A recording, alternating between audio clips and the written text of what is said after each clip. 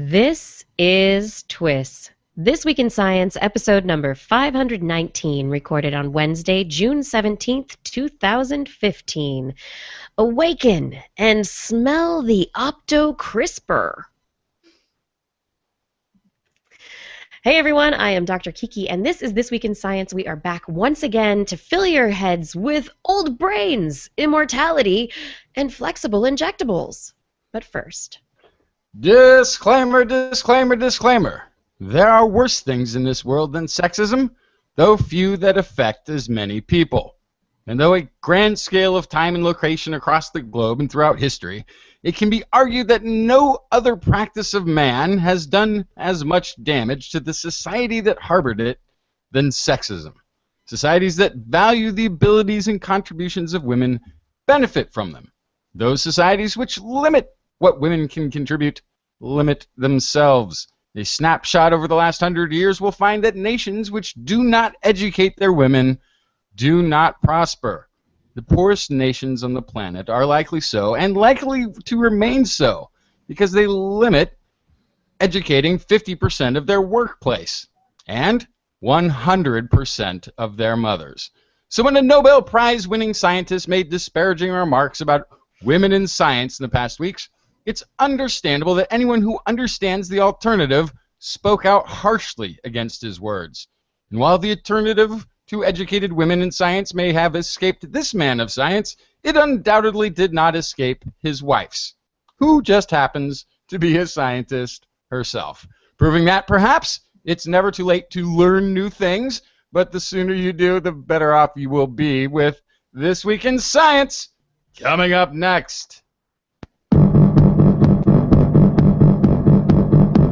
I've got the kind of mind that can't get enough. I wanna learn everything. I wanna fill it all up with new discoveries that happen every day of the week. There's only one place to go to find the knowledge I seek. I wanna know what's happening.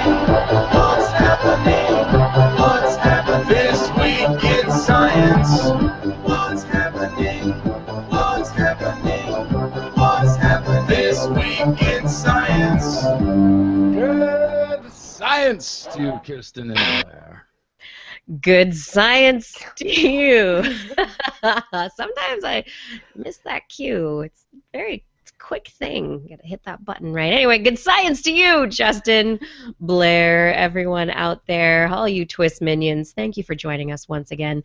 This is This Week in Science, and we are back to talk about science. It's our weekly science injection into the world. And there's so much cool stuff. Once again, I have stories. I brought them. I really did bring stories about stress babies, bath power, and opto-hacking craziness. What do you have, Justin? I've, of course, brought a Neanderthal story, an old brain story, and the origins of European people. Where did they come from? Where did they come from? Blair? I don't know. What stories do you have? I got starfish, fish ears, inbreeding, and dogs. All right, you've got a pretty good gamut there. The animal corner is full tonight. So let us get started, because you know what? Tonight's show, we are on the clock, and we are working towards 1 hour of science. Awesome.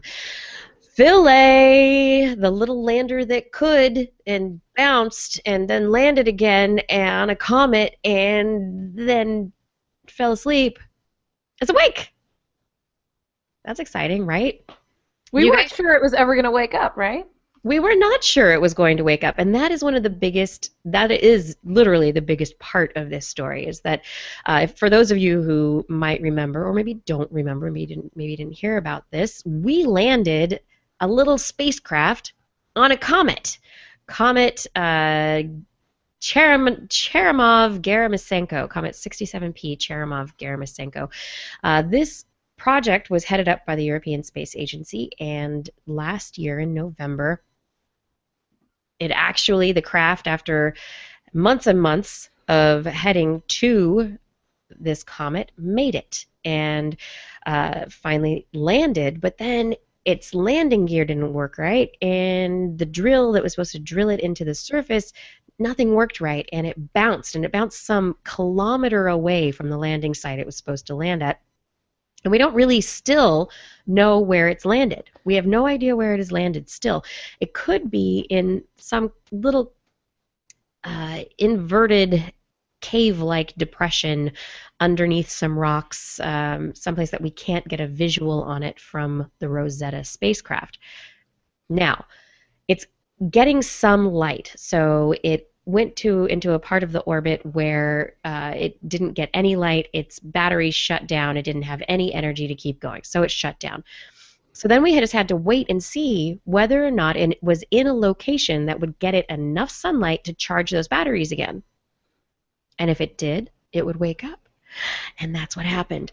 And so it's not really cold. ESA reports that Philae is doing really well. It has an operating temperature of minus 35 degrees Celsius and has 24 watts available. And that means it is ready for operations. And it has some 8,000 odd data packets still to send to the Rosetta craft. So there's a whole bunch of data that it's collected that it never actually sent because it lost communication with the Rosetta craft. So now they're trying to get the Rosetta craft into line of sight or in some good orbit wherein it can communicate with Philae and be able to get that data, transfer it back to Earth, and also give it instructions as to what to do next. And so there's more science to be done on this little comet. Yeah. And so his original plan, little Philae, was supposed to drill into the comet, right? Yes, it had little drills that were going to attach it to the surface so that it wouldn't get blown away by any cosmic breezes. So hopefully that's still working. Hopefully, we don't know. But it could also be on a surface that doesn't allow it to connect itself. But at the same time, it's there. Mm-hmm. It's already there. Part of the problem also is, I think part of the drilling, they were going to drill into the surface, and there's a collection instrument that's going to collect chemical samples and do chemical analysis and send that information back. And so we're still trying to find out what this comet's made of, what its makeup is. Mm-hmm. I just picture it kind of on a skateboard ramp trying to get out. Whoa! Can't get out. So hopefully there's an area of it that doesn't have too steep of a grade on it. It'll be able to get out. Hopefully, but the best thing is that we have the opportunity now to be able to get some data back from Philae. So fingers crossed we'll get some good stuff back, that ESA will have some information about what this comet is all about, because that's what we want to know. And as it gets closer to the sun, it might start to melt, and there might be some indications coming from the comet itself as it heats up from the heat of the sun as to its makeup. So that's going to be really interesting and important for us to understand comets in general. Nice. Moving forward, yeah. And then in 4 weeks, we get to find out what's going on at Pluto, because New Horizons is going to be there. So Philae will keep us occupied while we're waiting for New Horizons to get to Pluto. It's all good. My second introductory story is crazy. Like crazy. Optogenetics. We've talked about optogenetics before. It's light-activated cellular instructions. And basically, if you can get instructions into a cell, genetically modify a cell so that it can be photoactivated. Usually they use blue light because it can penetrate skin and bone and be able to actually get into internal tissues, especially if you're talking about mice who have or birds who have very thin skull bones. Don't know so much about how this is going to work in humans yet, but that's another story altogether. Anyway, optogenetics, you have light, and you can turn it on, activate gene transcription, proteins go cuckoo, you can change the way cells operate, turn off the light, boom, back to normal. Business as usual. Question, though, how do you get it in a really accurate way? How do you really manage the spatial and temporal accuracy of the optogenetics? Wait, what? we have a method that we've been working on of introducing genes into specific areas. CRISPR-Cas9? That system? Yeah, so now researchers have taken, these are researchers at the University of Tokyo, a chemist named Moritoshi Sato and his colleagues. They've developed photo-switching proteins that are called magnets.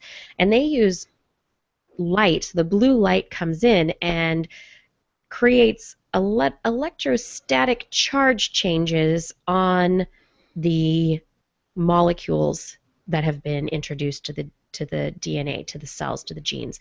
And so it's electrostatic interactions cause these molecules to snap together when the light gets turned on. So it's just like a pair of magnets getting sucked together, but it's electrostatic instead of magnetic, but they call it magnets. Anyway, so it's light activated, but now they have connected it to a CRISPR-based transcription system, and so they're able to specifically target genes for expression. Oh, look, somebody's playing bass outside my window.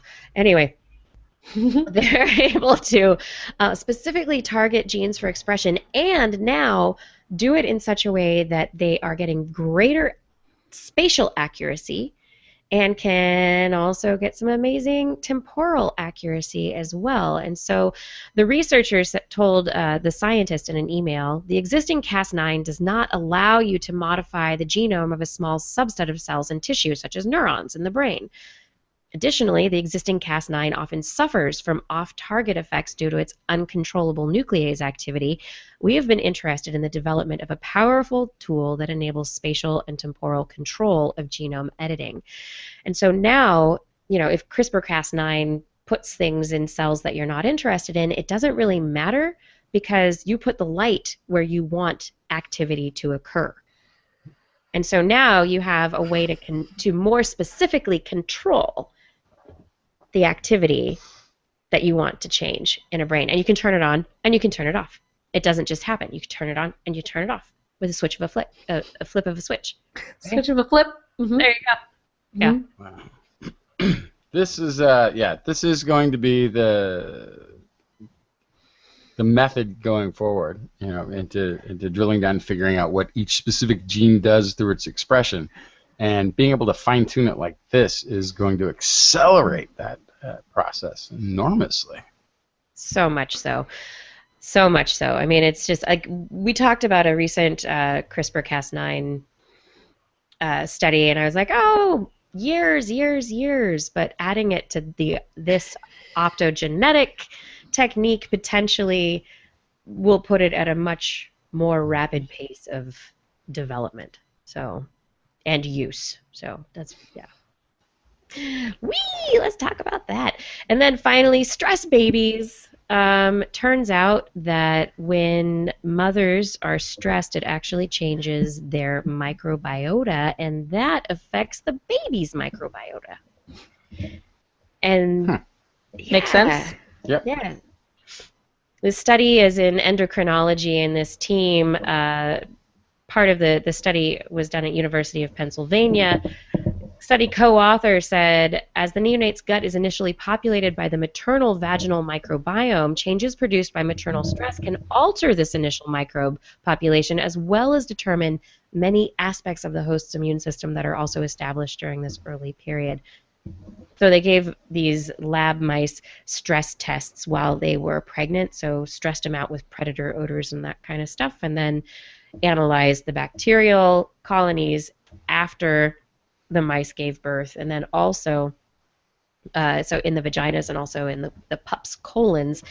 And so there were a lot of proteins that were altered in the vaginal community, and that correlated to lower frequencies of lactobacillus within the pups' microbiomes.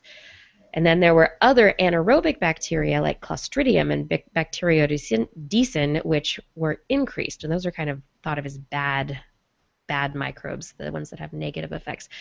And then they looked to understand whether or not that could affect brain development. They measured free amino acids in the pups' brains, and they saw that specific amino acids were reduced in a region of the developing brains of male but not female pups. And so more work is needed to figure that one out and why males would be more affected than females.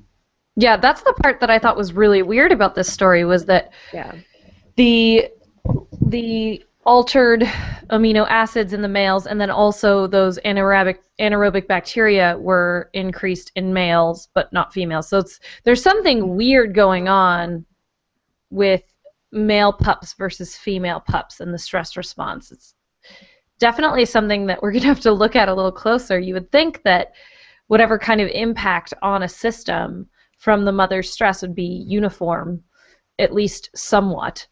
But there's pretty big differences between male and female pups.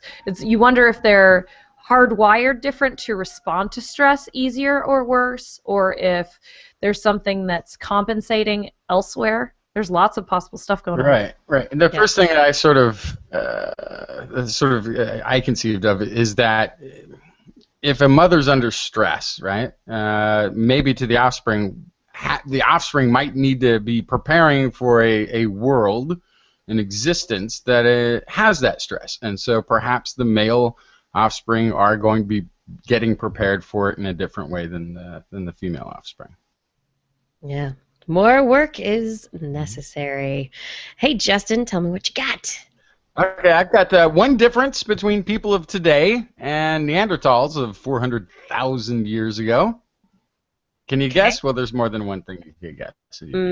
But we one smell thing, better. We're taller. One thing, not all of us, but one thing is dental hygiene. Oh. I was close. Right? Yeah. Really, They may not have I was- had minty breath, perhaps. But thankfully to researchers at Tel Aviv University, the Neander-tartar is telling tales no flossed tooth could have told. Human Awesome. of this age, this is Cody voice, human teeth of this age have never been studied before for dental calculus. And we now have we had very low expectations because of the age of the plaque, said Professor Gopher of Tel Aviv University Archaeology Department. However, our international collaborators, using a combination of methods, found many materials entrapped within the calculus. Because the cave was sealed for 200,000 years, everything, including the teeth in its calculus, were preserved exceedingly well. So, what they found in the plaque on these teeth, through analysis, possible respiratory irritants. This is including traces of charcoal found in the plaque, may have resulted from smoke inhalation, from indoor fires, because of course this is in a cave that they're finding this. Indoor fires used for cooking meat, or for heat or light. The earliest, they're saying, direct evidence of inhaled environmental pollution may have been found here. In what Professor Barkai describes, as also from Tel Aviv University Archaeology Department, he describes as a time capsule, the Tartar revealed three major findings: charcoal from the indoor fires, evidence for the ingestion of essential plant-based dietary components, and fibers that might have been used for anything from cleaning teeth. There might have been remnants of other raw materials. Of course, Neanderthals used their teeth as a third hand. So it could have gotten there in a number of ways. First evidence of the world's first indoor barbecue had perhaps health-related consequences. People who lived in Kesem, that's the name of the cave, not only enjoyed the benefits of fire, roasting their meat indoors, but they also had to find a way of controlling the fire and actually living with it in close proximity. Researchers also found the minute traces of essential fatty acids, possibly from nuts or seeds, and small particles of starch, showing that Neanderthals liked their meat with a little salad on the side. I think that's a really good way to get your meat. Have some salad, have a rounded meal, right? Didn't you just report last night an egg on the salad is always good? Egg on top of the salad, you get more of the nutrients. That's right. I think it's funny though that every time there's the report of, oh, teeth are used as a third hand. It's like, who doesn't use their teeth as a third I do hand? that all the time. I'm like Don't sorting you- through mail. I'm like, okay, sure.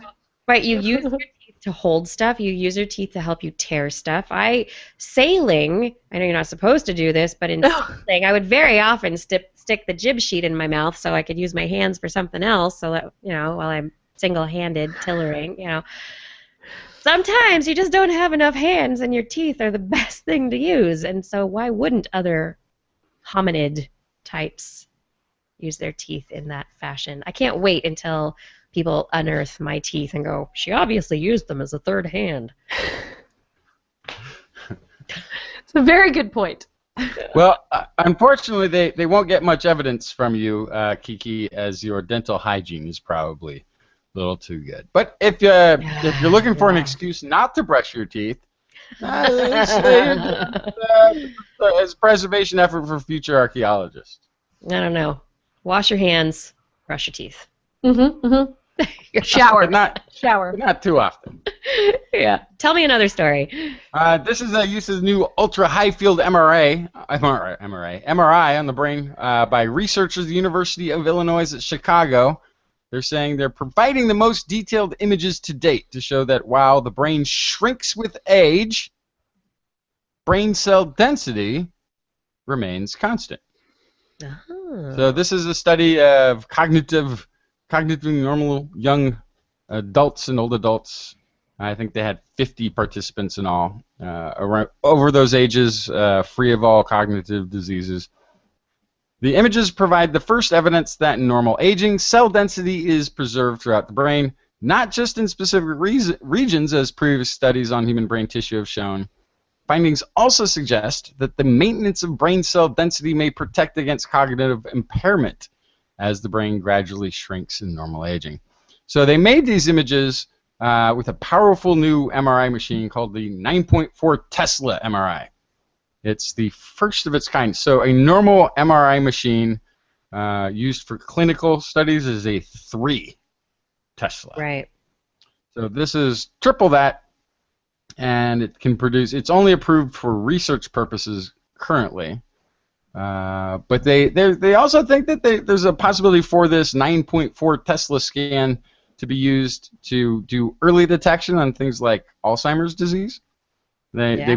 They believe that the resolution, if applied clinically, could catch cases 20 or 30 years before they became clinically apparent, which would be a huge advantage. How many of these 9.4 Tesla machines are there? Who has them? How many people are going to be able to use them?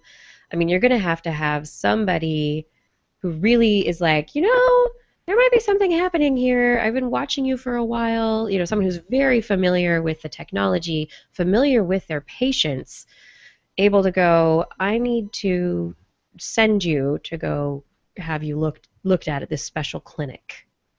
I mean, and how often is that going to happen? So here you go. Here's the scenario. First of all, right now this machine can't be used for anything but research. You can't. There's no doctor can send you to this machine right now. Right. But this research and others like it can open up the possibility that it could be made clinically approved, right? So then, who first gets to use it? Probably people with more amazing health care than you or I, right? Right. But who would get sent there? Who would get sent there is if we have a genetic marker, if we have a family history of, if we have indications that it's a prevalent enough possibility that you could have, you could have a reason for using it. So that's if it became clinically approved, if your healthcare covered it, and of course, if it becomes widespread enough, you could see a time when at one point it actually replaces the machine that's being used now at the 3T, and it'd be the 9.4 is what you would just normally use. But I think this is the interesting thing that neuroscientists have long known the brain shrinks with age. But for a long time, they thought the loss in volume was associated with a loss of brain cells. That was disproven by studies that showed it is the neurons themselves that shrink, while the number of cells in the aging brain remains the same. Very, very nice. I look Which, forward of to my course- old age with a dense brain. That's what I'm looking forward to, maintaining that density. Density? Density. That's what the alcohol's for. Blair, You know what time it is? you know what time it is? It's that time again. Time for Blair's Animal Corner.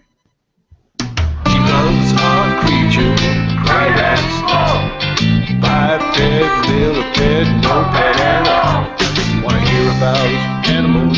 She's your girl. Except for giant pandas and squirrels. Animal Corner. I want to talk about otoliths. You guys know what otoliths are? Oh, the what? Otoliths. It's like a Shakespeare thing. Otoliths are tiny ear bones inside fish. They store chemical elements picked up from the water around them. And a lot of the time you can use otoliths to age fish. You can count the number of rings on the otolith depending on the species. You can figure out how old it is. New studies have shown from the University of Southampton and the Center for the Environment, Fisheries and Aquaculture Sciences in Lowestoft, they found that these fish that they were looking at, called plaice fish, Plaice, which is a flatfish, they found that the otolith carries all sorts of other information. They find out information about things like different chemicals and molecules abundant in the water, things like the most recent time that they have mated, things like the abundance of food. They can figure all this stuff out. They can even figure out potentially if they moved around based on that. They can see that there are certain elements to the water that they were in that shows that they were in a different place before. So they basically, by monitoring the chemistry of the water, the chemistry of the fish's blood, and then looking at the otoliths, these fish in captivity, they were able to make what they call a rosetta stone of otoliths, so that now that when they find fish in the wild, they can look at the otolith and they can figure out all of these different factors.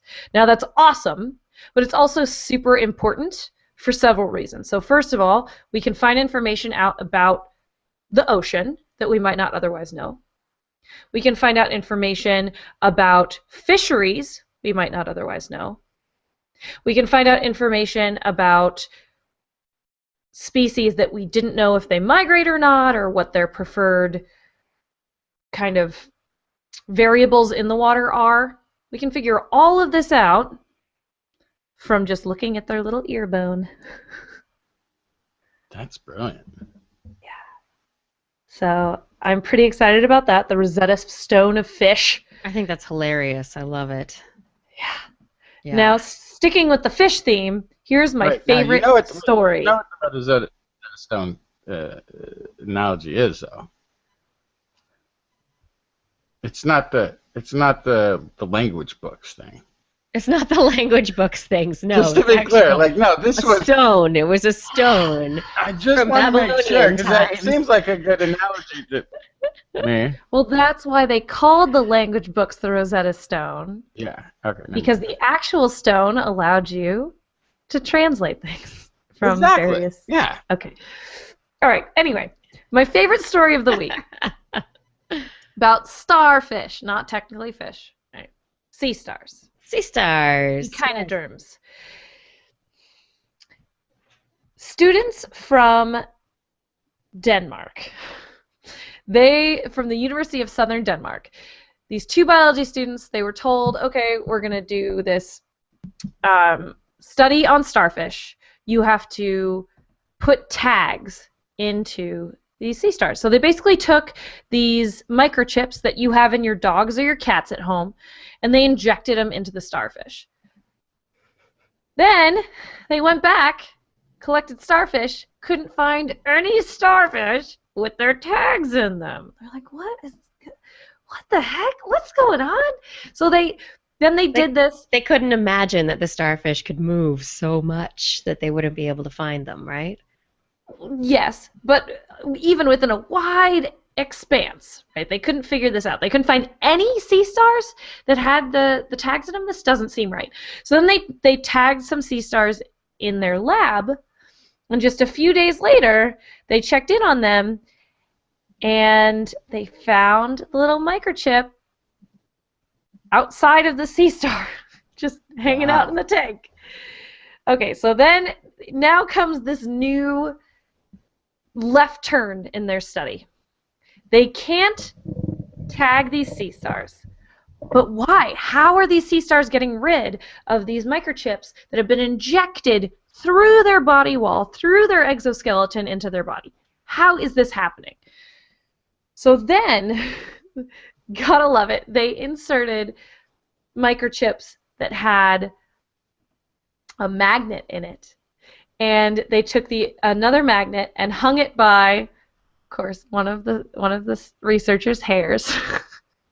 And they used that to figure out where exactly on the sea star the magnet was. And it moved.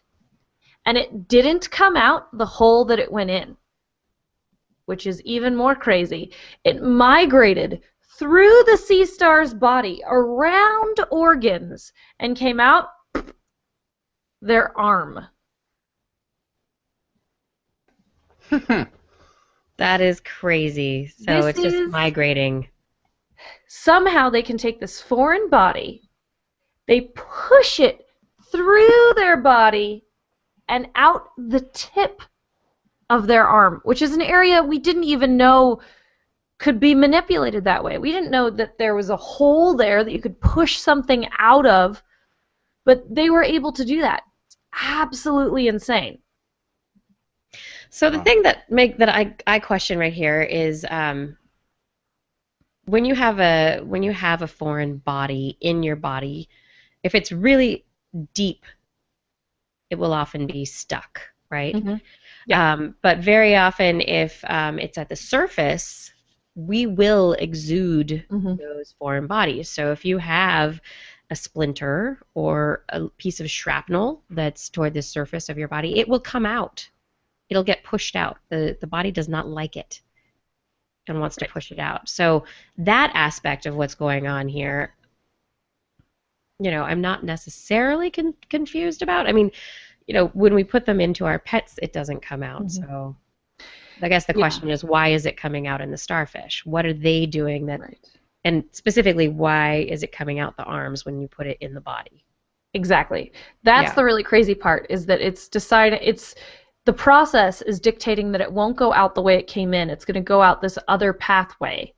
And it happened time and time again. It always went out the arm. Now, the other thing that I wonder about, because the sea stars we know that they can regenerate whole limbs and that sometimes they can abandon an arm. So if you were to ask me how this story was going to end, I would have guessed that they would have pushed it towards one of their arms and then self-amputated an arm. Like, get this thing off of me. Get it all. I'm just going to get rid of the whole arm. Why not? But they can actually manage to move it. They didn't hurt any other organs, and it navigates through and out the tip of the arm. Crazy. So the trick of ejecting embedded foreign bodies via a different outlet has never before been demonstrated in any organism. Nice. Yeah. As Kevin Unique in the chat room says, interstellar transportation. Yeah. Very nice. I think it would be intrastellar. It's intrastellar. Yeah. Exactly. And so this is hilarious to the researchers. Now they're saying, okay, well, we still have to do our study where we have to tag sea stars. So how are we going to do that? And so they made a joke about, I guess, duct tape? Yeah. Good luck with that one, too. So sea stars. And then the last one that I have, real short one, mongooses. Mongooses are a type of weasel very closely related to meerkats, and they both live in Africa. Mongooses live in cooperative breeding groups, so they all breed and then they all help each other raise their babies, and they live in strict family-based groups. And unlike other family-based colonial groups, they don't leave ever, which means eventually you have relatives mating. But somehow they have figured out how to avoid inbreeding. So inbreeding, depending on who you ask, is defined different ways. So with humans, we count inbreeding usually as anybody within the immediate family or one more step out, like cousins. In the animal world, primary inbreeding is immediate family, mother, father, brother, sister. Secondary inbreeding is cousins, aunts, uncles, grandma, grandpa. So anything outside of that is generally, with breeders, considered not inbreeding. So this is most likely what they mean by this, the researchers. So basically what they mean is that they're not inbreeding to the extent that would give them negative unfit, mutations. yeah, unfit deleterious mutations. baby. Yeah. And when they did manage to inbreed in the wild, the babies were significantly smaller and had a very poor chance of survival. So that's the other way. So first, they're actually being selective on both sides. The females choose guards and mate with the males that they're least related to, and the males attempt to mate with the females they're least related to. The scientists don't know how they're figuring this out yet, based on the sheer amount of relatives around them. How do they know? But they're finding a way, these animals, to simultaneously not have the deleterious effects of inbreeding while having the positive genetic consequences of living together and protecting your own genes. It's pretty cool. Yeah, it's pretty awesome. I mean, especially when you don't have the conversational route. Right. Are you my cousin? So, what was your grandmother's name? Oh my goodness. All right, everybody. On that note, it is time to head to our break. Don't go inbreeding while we're away. We'll be right back. This is This Week in Science. Stay tuned for more great science in just a moment.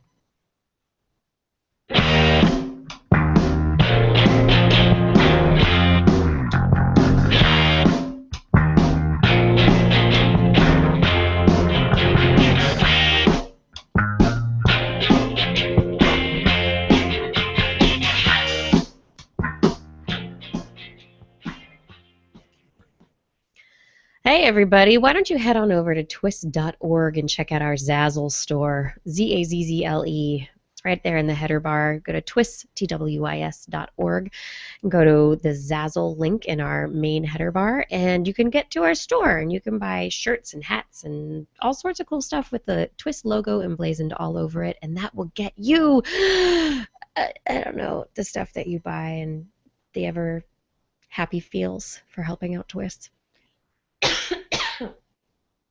Excuse me. TWIS is also supported by listener donations. Donations from people just like you. Your donations pay for hosting, bandwidth, contractors we need to hire, special things that we try to do, places that we try to go, equipment that we need to buy. Any amount that you're able to give, $2, $200, whatever it is, it really helps and it makes a difference. We have PayPal donation buttons on each page of our website, so head over to twis.org. If PayPal is your choice, you can just go there, click a button, super easy.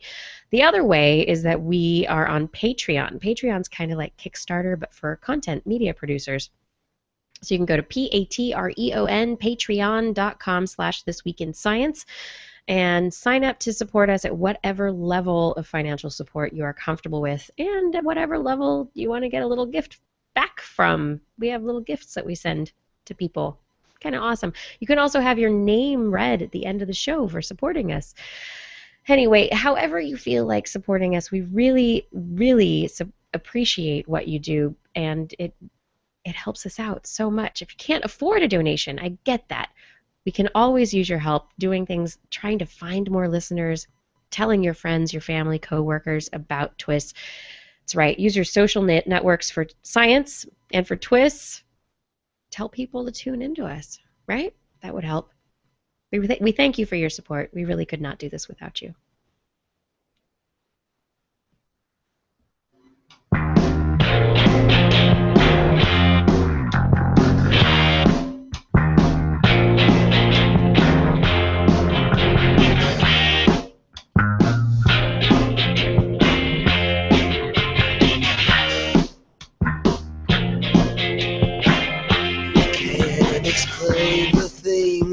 word with more than intuition.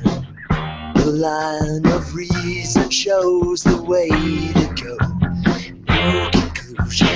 Methods, a hypothesis, and patience are the only things I need. And we are back with more This Week in Science. Hey, Blair. Yeah.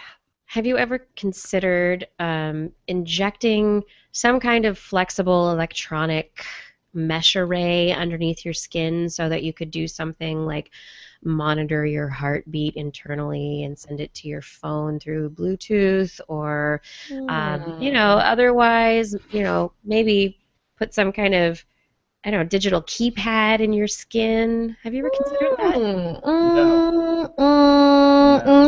No, I have not. Justin does not care for it either. Well, whether or not you care for it, researchers are working on it, and there could be injectable electronic networks that could be put in your brain or even in your skin, wherever in your body, because researchers publishing in Nature Nanotechnology have developed a mesh framework that they found can be injected through a needle. So it gets kind of rolled up and injected through a glass needle, can be injected into human tissue. It does not, or into biological tissue, and it doesn't disrupt brain tissue. It was injected into a hippocampal network. Didn't disrupt it, didn't mess anything up in the communications. Can be injected and also receive and send electrical signals. What do you? This sounds terrible. What do you think about that one? This sounds like the real world robot domination beginning here with people. It's not robots. It's just people. Well, not until Cyborgs. It takes over your body, and then you become a robot. No, but really, in reality, we're talking about, for instance, having a keypad on my arm, dialing a phone number, and then being able to go like this and be on the phone. Is that what we're talking about? Those archaic motions you just made. I know. Why would If if you had something like this on your arm, why would you need to go like this to be on the phone? Why would you need to put your hand up to your head? Because the microphone is in your pinky. Because I don't want it just constantly going in my ear, right? Because that would be really distracting. No, but if that were the case, if you had something injected into the skin of your arm, you would also have something implanted in your jaw so that you wouldn't actually have to use your hand as the microphone or as the... Although I do like that. I do like the ability to go, but that seems... hang on a second, and then just put your hand behind your back real quick. Like, that is kind of fun. Yeah, that's the thing, is you just constantly have ringing in your ears, or you'd have people talking in your ear. I feel like people would go insane. I feel like it needs to be in a foreign piece, or it would... that's so many steps past the person wearing the Bluetooth that you think is crazy walking down the street yelling. You'd never be able to tell if someone was on the phone or if they were just crazy. Oh, this happens today with earpieces. To this day, I'll see somebody walking along talking to himself, and at a distance, I'm like, okay, technology or crazy person. And until you get close enough, you can't tell. Mm-hmm. Yeah. Well, anyway, that's what has happened. So they have injected this this flexible electronic mesh. It's compatible with human body tissue, shows promise for integration into various tissues, according to Ars Technica. And they are able to roll up 1.5 centimeter wide electronic mesh grids that could be injected and easily work. So the future is these kinds of electronics in the skin, all over, in your body. But the closer use is for monitoring. So if we could inject in a way, get it into the hippocampus, get it into a part of the brain that is experiencing trouble. Say somebody has epileptic seizures. Maybe you can monitor the brain, find out what kind of electrical activity is changing in a particular area of the brain, and immediately send that as a signal elsewhere so that it could be used as data in health monitoring and diagnosis. Yeah, and then later There's on, some cool stuff there. later on, I could see the use of this in creating a more clutter-free technology world. Where you don't have to carry a phone or even wear it. You can have all these electronics implanted within the body. But then how would you get your upgrade every 2 years? Very painfully. Nanotechnology. No, you just put in more and more. Yeah, It'd you be can like inject satellites. nanobots that would upgrade the Fix it. system from That's the right. inside. Well, no, there'd be Yeah. first you'd have to put in a nanobot that disabled the other nanobot and Exactly. hope that Mhm. its defenses weren't strong enough. Tell So you, you'd this be is the creating a beginning little of the end. micro cyber war within the human body. That's right. Cyber technology, always pushing forward. You guys, we're talking about the future. Justin, tell me about the past. Oh, yeah, the age-old question amongst Europeans, at least, and I'm very curious about this too. How did people colonize Europe? How was it done? Was it a massive migration of people going a little bit west and a little bit northward, or was it slow and persistent, sort of next hill, next valley over long periods of time? Any theories amongst the two of you before we go into the story? Vikings. The Vikings. This is pre-Viking. This is Bronze. Well, ish. It's pre the Viking era for sure. We're talking 3,000 to 5,000 years ago. Druids did it. Bronze Age. Over hill, over dale. The next hill over. Let's go over there. It's over there. Let's Okay, go over so there. that's the Let's just slow. keep That's going. the slow encroachment. Yeah, Is slow what, encroachment. That's what I'm Kiki's taking guessing. on. Mhm. And Blair has said Vikings. Okay. And druids. And magic. Druids. I think the time frame is a little off here, but okay. According to geneticist Morten Allentoft from the Center of Geogenetics at the Natural History Museum of Denmark, which is part of the University of Copenhagen, both archaeologists and linguists have theories about how cultures and languages have spread in the European part of the world. We geneticists have now collaborated with them to publish our explanation based on a record amount of DNA analysis of skeletons from the Bronze Age. So these are the two camps. These are the two camps collecting data points over time, right? This is linguists saying, well, the language here is very similar to the language here, and these three words are almost identical to these three words over here. And the archaeologists saying, yes, but look at this plate from over here, and the artwork over here, and the decoration over in this place, and the technology used. So they've both been trying to establish the colonization from the Bronze Age on. So far, archaeologists have been divided themselves even on which. And one particular professor, Kristen Christiansen of the University of Gothenburg, initiated the project together with Ludwig Foundation professor Eske Willerslev. Pronunciations. The driving force in our study was, I understand, the big economical and social changes that happened at the beginning of the 3rd millennium BC, spanning from the Urals to Scandinavia. Old Neolithic farming cultures were replaced by a completely new perception of family, property, and personhood.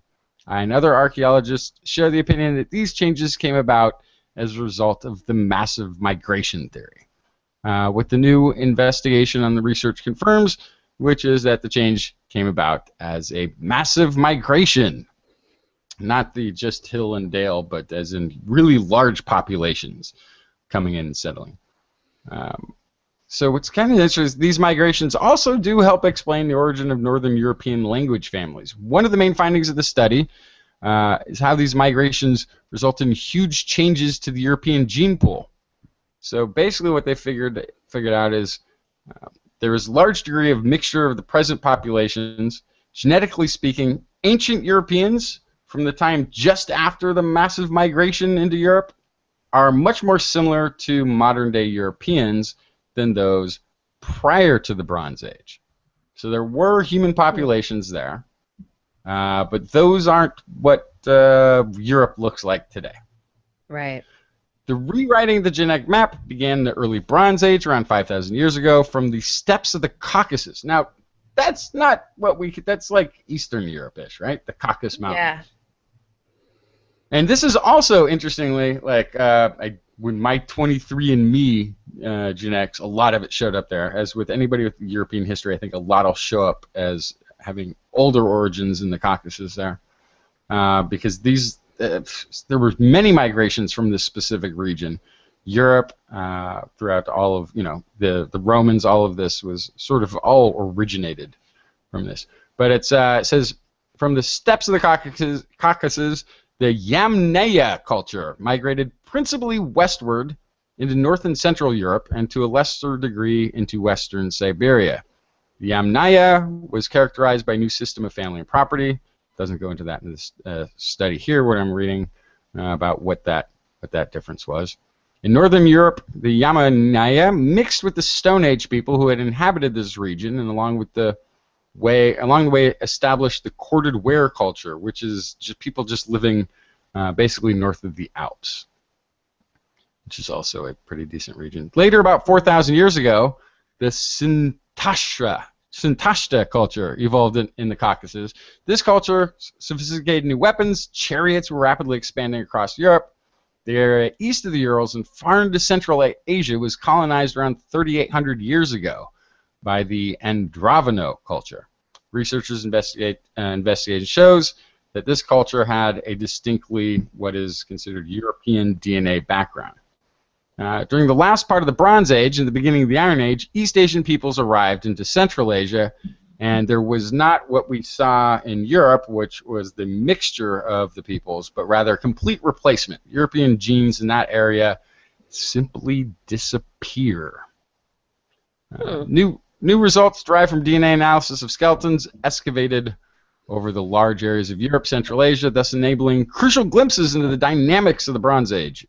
In addition to population movement insights, the data also held some other surprises. One thing that they found through this was that there was previously the common belief that lactose intolerance or lactose tolerance developed in the Balkans or in the Middle East in connection with the introduction of farming during the Stone Age. But now that they can see, even in the late Bronze Age, the mutation that gives rise to the tolerance is very rare in Europe. The selection has made most Europeans lactose tolerant happened sometime after. That's a thing that I got. Yeah. Lactose intolerance. It's nice to know that it was more recently. It's interesting to come, when you have something and you have it, and it's like, okay, when did that mutation happen? When did that change? So when did people become lactose tolerant as opposed to intolerant? So it's just fascinating to finally get this narrowing as we do these, I guess, deeper and deeper investigations into the DNA. And I always get less and less interested in the part of the story that becomes sort of known in a way. Like the Caucasus Mountain people are pretty much responsible for Europeans. Yes. Right? They must have been an ingenious, hardy, traveling, nomadic type people that went far and wide. But there were Stone Age people there. Who were these people? You forged ahead into grounds no humans had gone before and intermixed with the humans who were there. I need the rest of that story now. Yeah, what was going on with the Stone Age people who were there? What were they doing? Are these the Neanderthals they speak of? Yeah, right? Well, no, these are Stone Age. So right. Yeah. So in Bronze Age, we don't have evidence of Neanderthals. So they wouldn't have been Neanderthal. They would have been the humans who, though, that's the interesting thing. These are likely the Stone Age people that they're finding are likely the humans who had most recently, perhaps, interbred with Neanderthals. Yes. Yeah. Fascinating. All right, so a different dating of when Europeans actually came about. The Bronze Age. Hey, Europe, you came out of the Bronze Age. There you go. Mm-hmm. Lactose tolerance. You came out of the Bronze Age, too. Nice. Good for you. Good for you, people. Um, something that's coming out of this age is energy harnessed from humidity and bacteria.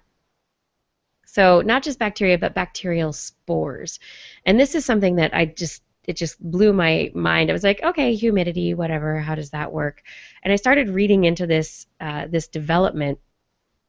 It was published in Nature Communications this week. So interesting. They took these spores that are found in soil and in the human gastrointestinal tract. It's Bacillus subtilis.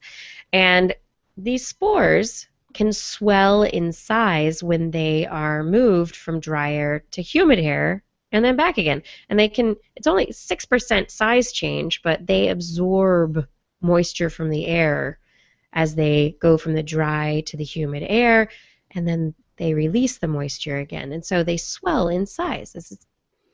Doesn't seem like a lot, 6%, okay, whatever. But then these researchers, they took a bunch of the spores and they layered them onto one side of these curved sheets of polymer, and then they exposed them to humid air, and the spores swelled, and the paper, this polymer sheet, lengthened. So it went from curved to a more straight, lengthened shape. And the length in these artificial muscles that they created out of the polymer sheets, it changed from below 30% to more than 80%. So all of these spores together with these sheets in series led to massive changes adding up. So the spore layer, when they're thicker, they take longer to react to changes in humidity. So there's a certain fine point that they want to get to for how thick the spore layer should be on these sheets. But they're thinking they can use them because of the change in humidity and not humidity. They can actually use this to create energy. So the spores change size. They change the length of these artificial muscles, and thus that creates energy that can do work. And so they actually got to a point where they were able to power a little tiny 100-gram toy car out using these little polymer sheets covered with bacterial spores. So they also, in one of their experiments, the back and forth motion of this muscle suspended above a postage stamp sized patch of water provided enough electrical power to light an LED. They were also able to rotate a wheel, a Ferris wheel type device. So these are kind of interesting things. They're not, it's a starting point, but kind of interesting that you could take bacterial spores, slap them on a polymer, create a muscle, does work. Got energy, got power. Scaling that up to a full-sized vehicle might be hard. An odd world to be in. And these are not going to be, bath toys anytime soon. Maybe, a little later, but not soon. I don't know. I'm having trouble understanding how expanding this paper is creating energy. So it's creating work. It's doing work. Right. And so doing work creates energy. And so right. Especially if it's done in a way that that is harnessed by some kind of a motor or some kind of... I guess that was my question, was how they were harnessing it. Yeah. So some sort of motor. Yeah. Okay. Yeah. Nice. So they have it set up in such a way that the motion of these polymer sheets actually leads to a certain amount of energy that can be harnessed. And so, yeah. Awesome. Yeah. Let's do it. Motor. Make energy in more ways. Yeah. More ways. Humidity, which we might have more of. I don't know. We might need it. Blair, tell me about dogs and rude people. Yes. So, first I want to preface this by saying that I could not track down a lot of the specifics on the experiment itself. So, until I do, I'm not going to condone all of the science because some of it seems a little ominous to me. But this is coming from Kyoto University. They tested 3 groups of 18 dogs, and they did a role-playing experiment. So the owner was supposed to be doing some sort of task. They were trying to open something or achieve some sort of difficult task. And so they brought in 2 people. In one of the groups, the owner asked one of the people for help, and the person they asked refused and was kind of rude about it. The other person did nothing. The second group, the person that they asked helped them, and the other person did nothing. And then the third group, nobody talked to anybody. So what they found was, in the control group where nobody talked to anybody, the dogs took treats from anyone and everyone. In the group where the owner was helped by one of the people, the dog took treats equally from both the person that helped and the person who sat there and did nothing. In the group where the owner was rebuffed by the person they asked for help, the dog did not take treats from that person, but took treats from the person who had nothing to do with the experiment, who's just standing. Which, in this context, makes it look like the dog is showing loyalty to the owner and is distrustful of someone that would not help their owner. So that means if somebody is rude to you, your dog might be rude to them back.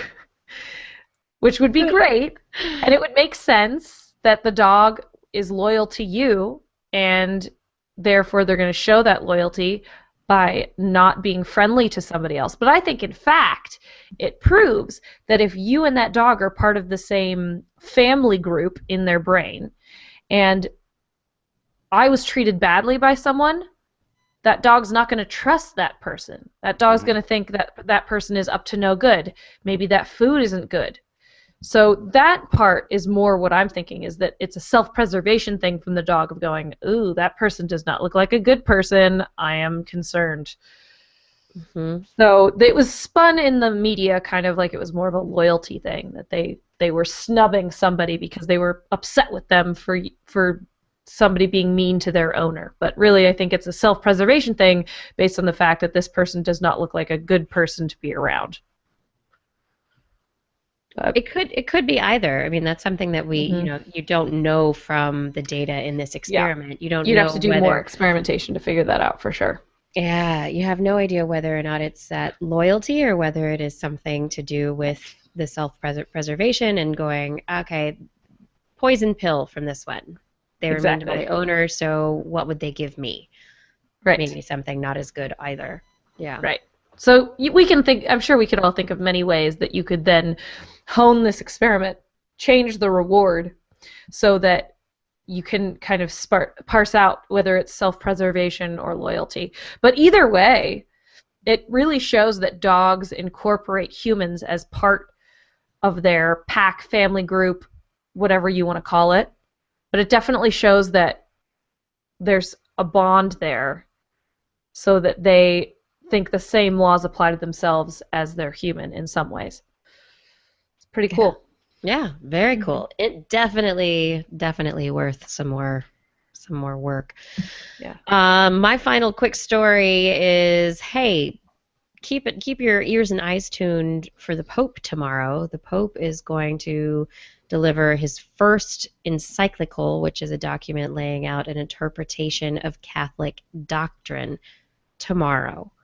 And it was leaked what he was going to be talking about. And basically what he's going to say is, people of the planet Earth, we're not doing good things to the planet, and we need to reconsider the way we are treating the planet. Climate change is real, and the scientists are right, and we should start talking to them. And so there could be some really interesting fallout from this here in the United States within the Catholic community, possibly.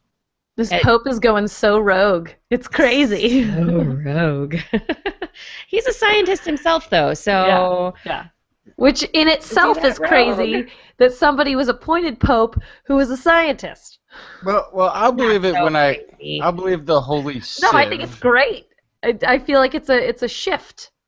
It's a holy We're sieve. experiencing a shift. I'll wait till I hear it from the Pope's mouth. But Yeah. this has already been a thing. I mean, he's already come out and said that he personally believes in that global warming is taking place, and it has. But there's been a fun lashback from Senator Santorum, who's one of he's on one bracket of GOP running for office this year, who said that he wished that the Pope would stay out of speaking about matters of science like that, even though the Senator Santorum is himself a Catholic, but wishes that the Pope would stay out of talking about science, which is great because then you could say the same thing, of course, to the senator, right? Like maybe you also are not qualified to speak on this subject. Yeah. So the interesting thing, though, is that this is not just the Pope's personal opinion. This is him introducing doctrine. This is what the Catholic doctrine is going to be on this subject. This is what the Church. This is what the Vatican. Right. This is the Vatican's stance from this point forward. That's what this is. So this is going to influence teachings. This is going to influence church readings. This is going to influence all sorts of aspects. So it'll be very interesting to see. Somebody real quick. Google Vatican City and sea level. Yeah. Okay. Exactly. I want to see how many. Maybe this is what it is. Maybe Vatican City itself is not far above sea level. Yeah, and I think when they say leave the science to the scientists, it's not so. Sure, leave the science itself to the scientists, but the conversation can't be left alone to the scientists because they are not going to make the difference. We are. So we have to at least talk about it and come to a consensus. So the fact that this is bringing it once again to the forefront and making it sound more like something that needs discussion, I see as a step in the right direction because he has a lot of followers who have previously, I'm sure, gone, oh, it's all fake data. Everyone else has told me it's fake, so everyone that I trust thinks it's not there. I'm going to go with that opinion. Him even bringing it up in this light, or even the hubbub of maybe him bringing it up. Which right now it's the hubbub of maybe. It's right. This is leaked. So it's still opening this conversation in a different way than it has been opened before to some of these groups. So I see it as a positive step. Fingers crossed. Definitely a positive step.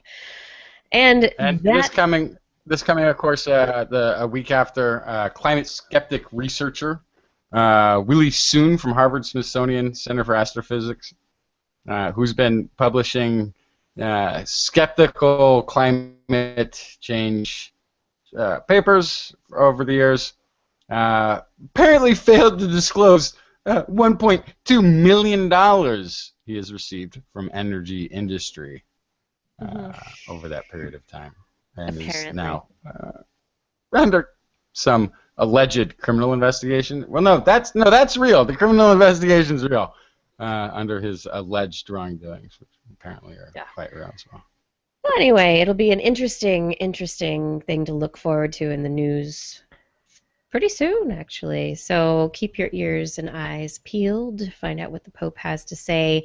That does it for TWIS today. We're done. We hit it. We did our news. We're there. And now, the time in the show.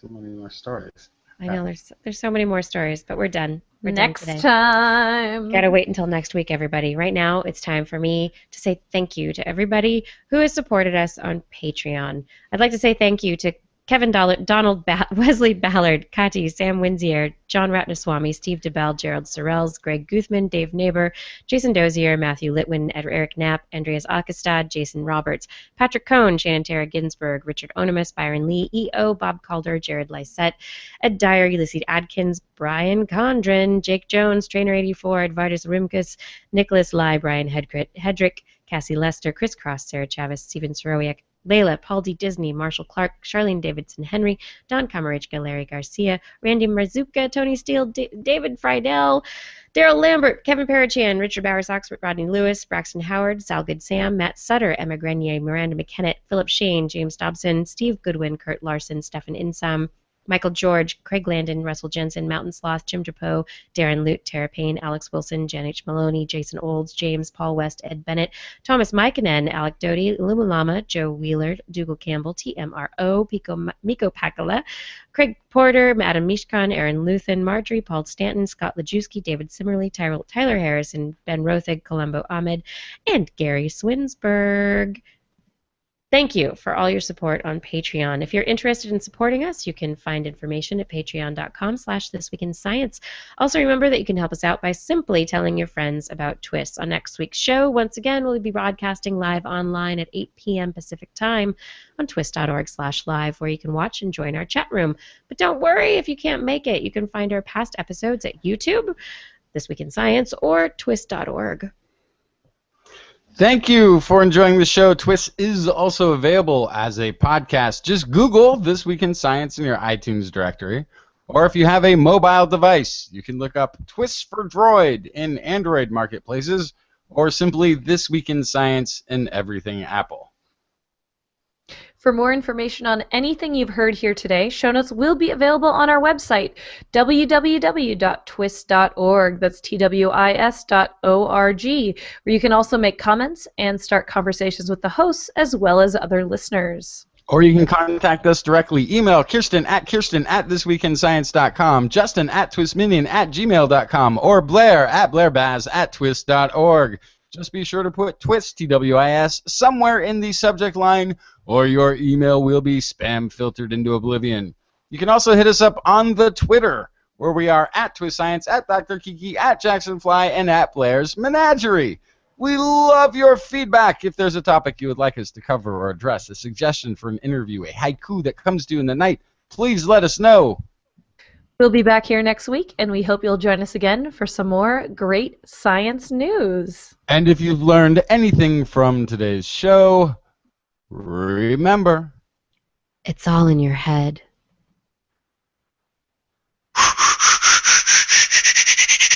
This Week in Science. This Week in Science.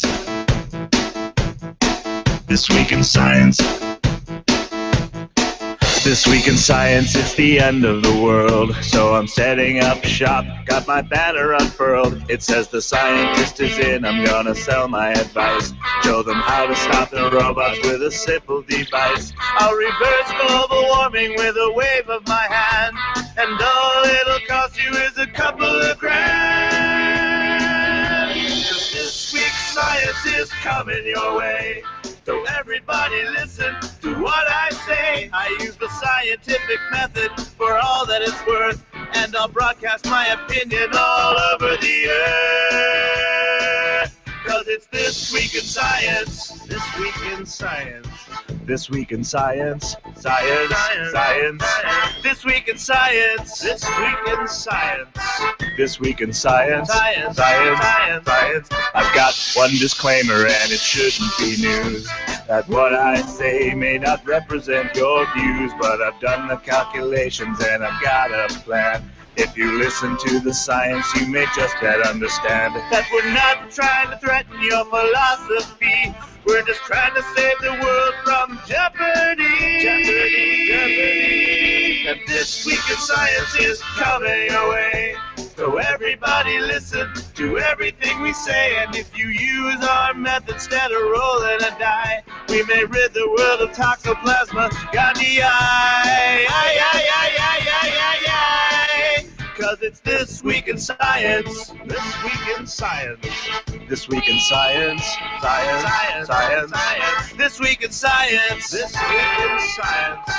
This Week in Science. Science. Science.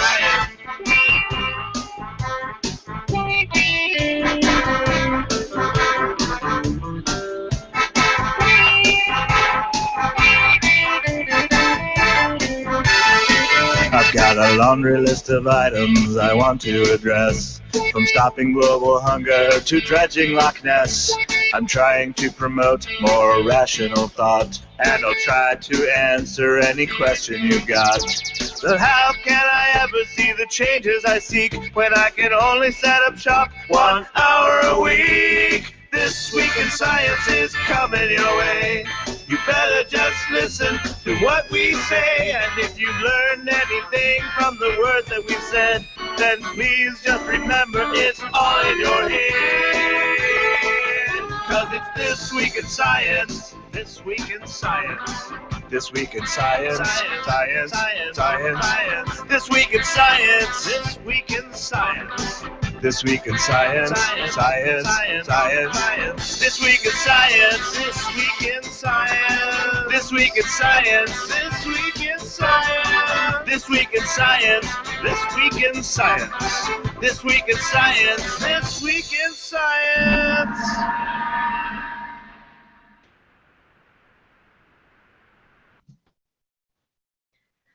I think we did better. Look at that. Look at that. Only 9:20. We started only 3 minutes late. It's only 9:20. And that was me being a hard-nosed producer. I gotta learn how to be a better producer. So I like the conversations. It's hard to shut them down. I know. Anyway. So Justin got one of these. You did. You sent him one. I sent him the rat. I love the zebra finch. Do you want the zebra finch? Yes. Okay, I kind of made it with you in mind, so if you want it, you can have it. I would love that. Can I have that? Yeah. That would be so awesome. It's all yours. I could frame it and I could put it up over here. That'd be nice on my wall. That would make me really happy. I'll have to get your address from you. So I really want to, I got this idea to let me know what you think, but I think I almost have enough of those to make a 2016 calendar. Oh, that's awesome. So I'm thinking about doing that. That would be cool. Yeah. And then we could give that to like every Patreon supporter above a certain level. There's little Ratty. Every Patreon supporter above a certain level that's been with us for most or all of 2015. I love that idea. Then they can get a calendar. Yeah. I love it. That's fantastic. What I'm cooking up. Because if they've been with us for a year, that's pretty awesome. They deserve a little something. Yeah, I love that idea. It's a great idea. Okay, I'm going to work on that. People who have been above a certain level for a certain amount of time. Yeah. Yeah. That's Okay. fantastic. Yeah. We'll figure that out. Love it. So, and then Blair's going to go to Texas for us. Yeah. So maybe we need to put a meetup on the website once I figure out what my plans are, and then I can do that. I know we're not doing an after show, so I'm not going to. Well, there's just one thing. You were talking about needles earlier. Your fear of needles, Blair. Your dislike of needles. I don't have a fear of needles. I just don't want chunky things injected into me. Like Okay. you can take blood, you can give me inoculations. I don't want solid things. Well, they are working on an alternative. my They're looking, but I don't know how much better it is. They're looking at the alternatives of creating powdered versions of, say, a vaccine. So instead of going in and getting a shot, you'd go in and basically snort a line. I'd rather get a shot.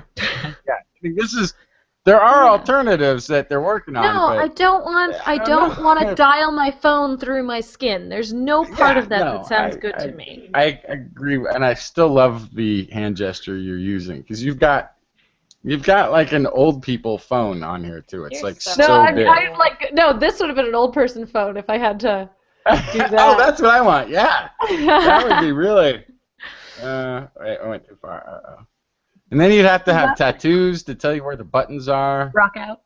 I'm a rocker. I rock out. It's like a little dot font. Awesome. I'm a rocker. Oh, look, I have another butt animal for you. Like, it's such a cute hippo. Yeah. Look at the hippo. That fake poop is so gross. It's sticky. Both of those animals, their poop isn't sticky. I know. That's like the one benefit of picking up after herbivores is that their poop doesn't smell as bad and it's not sticky. I know. All right. I have my fish. My fish is... Kevin Unique, my art is up for purchase via Patreon.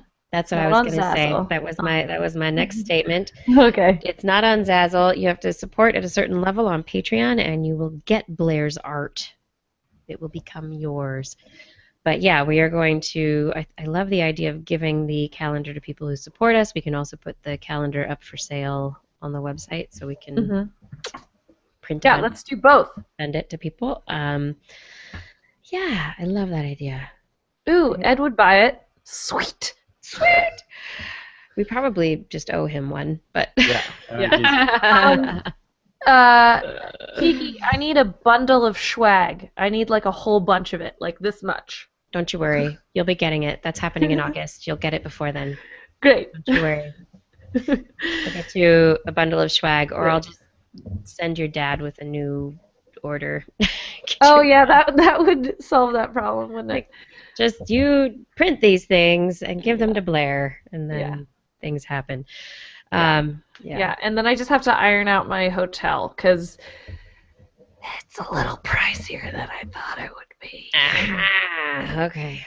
All right, we'll work it out. We'll work it out. So I'll send you what I'm working on, and we'll have a hangout on Monday or Tuesday, and work out some things. Yes, and speaking of hangouts, I'm also going to I'm going to send an email out probably Monday of next week to try and schedule a Google Hangout with Patreon donors who should be getting the hangout that hasn't happened because I've been crazy.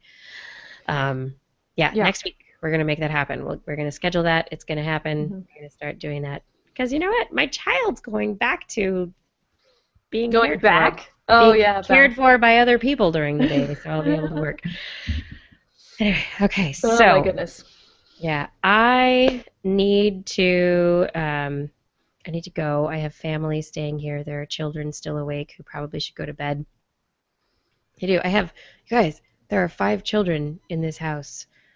They're in the ages of 2 and 8, between the ages. No. There's such insanity here. Like, I don't even know what's going on. I think I have more gray hairs this week than I've ever had. I love these children. They're beautiful, wonderful children, but put them all together. What? I have to teach a class of, I think, 15 toddlers next week. That's 15 toddlers. That's going to be not fun. It'll be fun. It'll be totally awesome. Toddlers are the best people. I'll need a nap right afterwards. But toddlers are the best people. They really are. Yeah. They really are. And with toddlers, are these toddlers with parents? Yes. Yeah. Great. Then you're going to be fine. I could not do 15 toddlers without parents by myself. No. Oh my gosh. No. All right, so I have to go because I need to give up this room to children who need to sleep, and family needs to sleep, and all that kind of. I can't stay and do my normal all night long thing. We'll be back next week. All night long. I'm still working on getting somebody for next week to replace Justin because Justin's going to. Wait, I'm getting replaced? You're going to be in deep. Oh, this is how I find out. I have to find out live on the show. There's it. It's next week, right? Huh? Next week? Just next week? Oh, yeah. That's right. I've got a vacation I'm going on. You're going on a vacation. And I have written on my calendar that I'm writing the disclaimer next week. So yes. Okay. Excellent. We're going to work on that. It'll probably be in verse. Just everyone beware. Okay, everybody. And I don't know. Never mind. These are things that are not important. These are just thoughts in my head. So Monday or Tuesday. Monday or Tuesday. Bam. There. I'll see everybody in a couple weeks. Everybody, thank you so much for joining us for the show tonight. Really appreciate you being here. Arn Lore, I want to give you a special shout out for trying to debug the hacking that went on the TWIS website this week. So thank you for taking care of our back end. We got hacked? Yeah, Google notified me. They're like, we don't like your website anymore. We're not going to serve it up as is. We'll be serving up like an old version of the site until you fix it. I was like, oh, God. Yeah. Somebody wanted to sell Viagra off of our website. I don't know. I don't even understand why it works for people and how it gets anybody. I really honestly don't even understand this whole thing. But anyway. What? We're just trying to tell people about science. We're just trying to, don't hack us. So anyway, I need to change a password, and hopefully R and Lore won't have any more work to do on that end, and it'll be all taken care of. But I just want to say a big shout out for his help this week, because that was invaluable. Yeah. And always to Identity4 for helping to record the show. Always invaluable. So anyway, good night, you guys. Thank you so much for joining once again. Justin won't see you next week, but we will. Come join us again. I shall return. Come find out who's replacing Justin next week. Good night.